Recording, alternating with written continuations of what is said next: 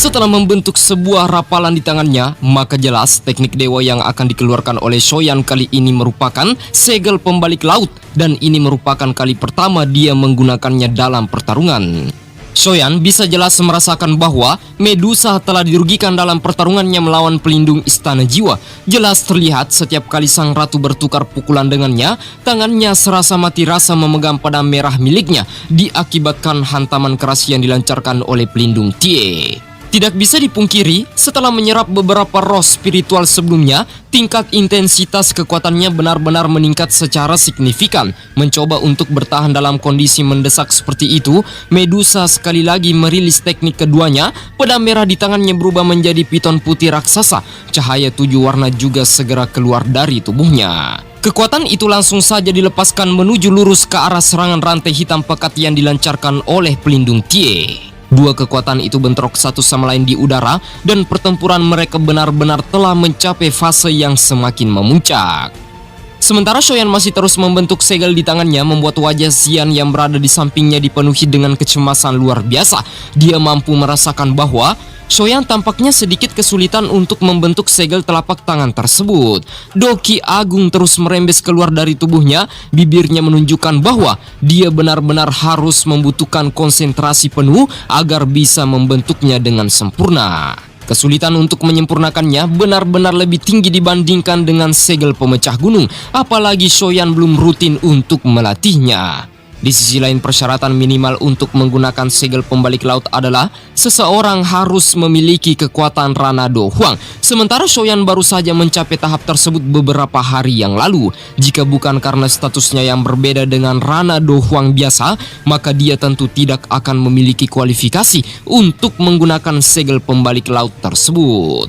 Shoyan hanya bisa melakukan yang terbaik sembari memfokuskan pikirannya. Apapun yang terjadi, dia harus berhasil melakukannya. Aliran doki terus mengalir ke pembuluh darahnya membuat Shoyan harus berkata, "Sialan, semoga tidak ada yang salah kali ini." Dia mengetupkan giginya dengan keras kembali mencoba menghubungkan transformasi segel di tangannya dengan doki api surgawi miliknya. Dan tidak bersalah lama, Shoyan akhirnya menarik telapak tangan segel dewa tersebut ke belakang. Energi penghancur mulai terpancar di sekitaran tempatnya berpijak. Jenis energi menakutkan itu bahkan membuat seluruh ahli Do Hwang yang berada di sekitarnya benar-benar tertekan ketakutan. Sampai pada akhirnya, Shoyan pun berhasil membentuk segel tersebut dengan sempurna. Selepas itu dia pun berteriak dengan keras mengatakan bahwa Cailin minggir. Mendengarkan itu, Medusa langsung bergegas mundur dari tempatnya, sementara Shoyan juga berhasil melepaskan segel pembalik laut dengan kekuatan penuh, membuat pelindung Tie yang berada di sana terkejut bukan main. Saat melihat cahaya hijau terang itu ditembakkan menuju lurus ke arahnya, dia benar-benar tidak mengerti bagaimana bisa bocah Do Hwang bajingan itu melakukannya. Teknik Dao yang dilihatnya kali ini berada di tingkatan tertinggi, sampai mendapatkan julukan segel kristal yang mengandung keterampilan segel dewa. Menurut apa yang dikatakan oleh Sun Er, keterampilan segel dewa merupakan salah satu keterampilan rahasia yang paling besar di klannya. Hanya anggota klan dengan bakat luar biasa yang memiliki kualifikasi untuk melatihnya. Karena sebab itulah Shoyan juga tidak gegabah dalam menggunakannya, dan dia membutuhkan segel itu hanya dalam kondisi yang benar-benar mendesak saja. Hal itu dilakukannya agar menghindari masalah berkelanjutan di kemudian hari. Jika sampai klan Gu mengetahui ada orang luar yang berani mempraktekkannya, maka mereka pasti akan mengirim seseorang untuk merebutnya dengan paksa. Energi liar mengguncang itu membuat tubuh pelindung Tie gemetar merasakan bahwa kekuatan semacam itu benar-benar tidak bisa dianggap remeh. Segera dia langsung membentuk segel di tangannya. Fluktuasi kabut hitam pekat segera berkumpul di sekitaran tubuhnya menjadikan bola energi hitam pekat serta padat. Dan kali ini dia memutuskan untuk memblokir seluruh telapak tangan dewa yang dilepaskan oleh pemuda tersebut. Dan boom, dua energi menakutkan itu meledak layaknya tabrakan keras meteor di hadapan banyaknya orang yang berada di medan pertarungan. Suara keras mengguncang, erosi dua energi menyebabkan pekikan di telinga, bahkan mampu menghancurkan pepohonan, batu-batuan, pegunungan dan seluruh binatang sihir yang berada di sekitaran mereka. Pegunungan Sekte Kalajengking seketika menjadi hancur lebur dan tampak kacau, sebelum sesaat kemudian guncangan itu pun mulai reda dan berhenti. Angin liar bersiul, awan bergelombang, dan sosok pertama yang disorot kali ini adalah pelindung Istana Jiwa yang mengeluarkan batuk sesak karena benar-benar kesulitan untuk menghadapi serangan mematikan sebelumnya. Dia lantas berkata, "Sialan, bagaimana bisa orang ini mampu mempraktekkan keterampilan segel dewa? Apa sebenarnya latar belakangnya?" Tatapannya mengungkapkan beberapa ketakutan yang tersisa saat mengalihkan pandangannya ke arah pemuda tersebut dari kejauhan, membuatnya harus lebih waspada serta berhati-hati ketika bertemu dengan orang manapun yang bisa mempraktekkan keterampilan segel dewa semacam itu.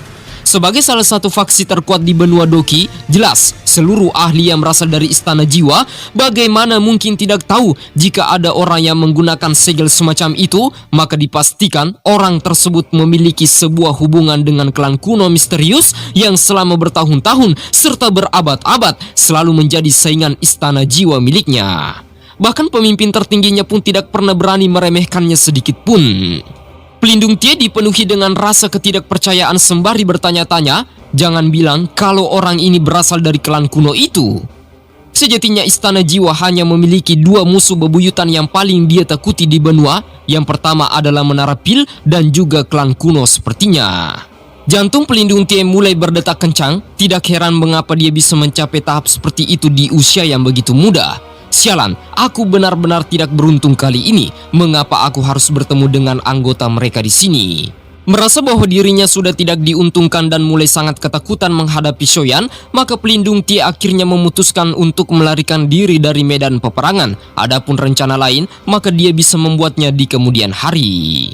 Namun tepat setelah langkahnya berpijak untuk kabur, tiba-tiba saja Medusa muncul di hadapannya sembari berkata, "Kemana kau ingin pergi?" Pedang merah di tangannya kembali dirilis sembari membentuk avatar ular piton raksasa yang dimana sang ratu langsung saja melepaskannya, membuat wajah pelindung Istana Jiwa tersebut semakin menjadi buruk. Energi dokinya sebenarnya sudah terkuras habis setelah melepaskan kabut hitam pekat hanya untuk menahan segel Dewa Shoyan. Oleh karena itulah menghadapi serangan Ratu Medusa kali ini benar-benar tidak menguntungkan posisinya. Meskipun dia mencoba melarikan diri, namun Medusa tidak melepaskan kekejaman serangannya sama sekali. Teror semacam itu membuat pelindung Tie benar-benar berada dalam jalan kebuntuan. Segera Medusa melepaskan 7 energi warna piton raksasa itu, dan seketika terjadilah bentrokan besar di udara, layaknya badai yang mengguncang cakrawala. Gelombang riak energi terus merembes keluar. Sementara di pihak Shoyan, tubuhnya mulai tampak pucat serta kelelahan setelah melepaskan teknik segel pembalik laut. Namun kekejaman dalam pandangan matanya belum pernah berhenti. Dengan kepuasan sebelum orang itu mati, pelindung Tie tidak boleh dibiarkan kabur. Dan itu semua untuk menghindari masalah di masa mendatang. Niat membunuh kembali melonjak dan segera saja bergegas untuk membantu Ratu Medusa demi menghabisinya. Kejar-kejaran itu membuat pelindung Istana Jiwa menghardik amarah dengan kepanikan sembari berkata bahwa aku adalah orang yang berasal dari Istana Jiwa. Jika kau membunuhku, maka pemimpin istana milikku tidak akan pernah melepaskan kalian. Auranya semakin melemah, tetapi mulutnya masih kuat untuk mengoceh. Namun Medusa hanya memberikan tawa olokan kepadanya, dan selepas itu energi 7 warna kembali melonjak keluar dari tubuhnya, segera membungkus wilayah yang berada di sekitaran pelindung Istana Jiwa sampai tertutupi dengan energi yang sangat rapat. Pilar kekuatan yang dikeluarkan oleh sang ratu kali ini layaknya sebuah kunci yang mampu menyegel tubuhnya dari dalam. Bahkan meskipun pelindung Tie mencoba bersikeras mengamuk, tetapi hal itu tidak membuahkan hasil apapun. Medusa lantas berkata kepada Shoyan bahwa luka orang ini sudah sangat serius sampai dia tidak memiliki banyak kekuatan lagi untuk membalas. Tampaknya mengalahkannya jauh lebih mudah dibandingkan dengan berhadapan dengan pelindung Wu kemarin. Sementara Shoyan menghela nafas lega saat melihat si bajingan itu tidak mampu melarikan diri lagi. Sungguh banyak usaha yang harus dikorbankan demi menyelesaikan orang sepertinya. Setelah kikisan energi 7 warna Medusa dikeluarkan, kabut hitam yang berada di tubuh pelindung Tie juga seketika lenyap dan terungkaplah esensi jiwa yang sesungguhnya. Ternyata tubuhnya hanyalah sebuah ilusi spiritual biasa yang dimana sekarang pelindung Istana Jiwa tersebut melayang-layang di dalam lapisan energi yang telah disegel oleh Ratu Medusa. Shoyan dan sang ratu benar-benar tercengang saat melihatnya. Bahkan Medusa mengatakan, "Apa yang terjadi? Apakah kita telah menangkap orang yang salah?" Shoyan seksama menyaksikannya dan berpikir bahwa seharusnya tidak, karena sejatinya orang-orang Istana Jiwa sering menggunakan kekuatan spiritual sesuai dengan nama faksinya, maka tentu saja hal itu sangat berhubungan erat dengan wujud asli mereka. Mereka pada dasarnya hanyalah sebuah tubuh jiwa spiritual dan tidak menutup kemungkinan pelindung Wu yang dihadapi di Sekte Yulan kemarin juga sama sepertinya. Pelindung Tie mencoba mengamuk amarah di dalam kurungan yang dikeluarkan oleh Medusa. Bahkan dia masih sempat-sempatnya melontarkan kata-kata ancaman bahwa istana jiwa milikku tidak akan pernah membiarkan kalian semua pergi karena berani membunuhku. Mendengarkan itu, Shoyan tersenyum tipis sembari berkata, "Tenanglah, aku tidak akan membunuhmu. Masih banyak hal yang ingin ku pelajari darimu." Tentu saja, Shoyan ingin memanfaatkannya sebagai bahan untuk mengait semua informasi tentang faksi Istana Jiwa. Dan setelah itu, Shoyan kemudian menjulurkan tangannya ke lapisan energi merah tersebut, menuangkan secerca esensi jantung api surgawi ke dalamnya. Dan itu adalah sebuah bahan percobaan, apakah memang benar tubuh jiwa spiritualnya kebal terhadap api surgawi? Dan ternyata tidak. Kekuatan Shoyan benar-benar membuat tubuh pelindung Tie menjerit kesakitan diakibatkan siksaan api surgawinya. Tubuhnya menderita luka parah sampai pada akhirnya Shoyan kemudian mengeluarkan sebotol giok dari cincin penyimpanannya dan memasukkan roh pelindung Tie ke dalam botol tersebut. Nyala api surgawi juga segera melilit permukaan serta menutupnya, dan Shoyan mengatakan, "Aku akan membiarkan dia tetap di dalam dulu, dan setelah semuanya selesai, maka aku akan menanyakan semua informasi tentang istana jiwa miliknya." Shoyan benar-benar lega saat tujuan terbesarnya akhirnya berhasil tercapai. Di sisi lain, dia juga mendapatkan satu pemahaman terbesar bahwa ternyata api surgawinya merupakan penangkal yang paling mujarab untuk menyiksa tubuh spiritual orang-orang istana jiwa. Nah, setelah itu, Medusa yang berada di sampingnya lantas bertanya, "Apakah kau baik-baik saja?" Shoyan menjawab bahwa dokiku hanya terkuras cukup banyak, namun aku tidak menerima cedera apapun. Cukup bagiku untuk beristirahat sebentar, maka tubuhku akan pulih kembali. Sembari mengucapkan kata terima kasih kepada sang ratu.